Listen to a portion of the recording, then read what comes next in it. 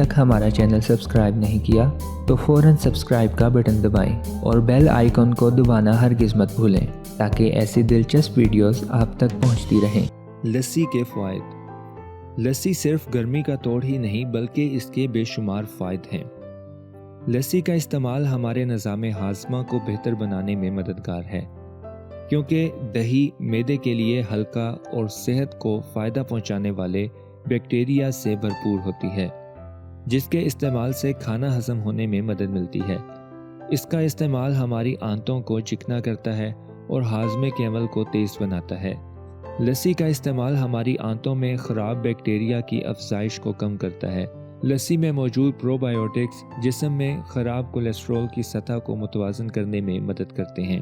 लस्सी में lactic acid और vitamin D की वाफर मिकदार मौजूद होती है, जो हमारे जिस्मानी निज़ाम को चलाने में अहम किरदार अदा करते हैं।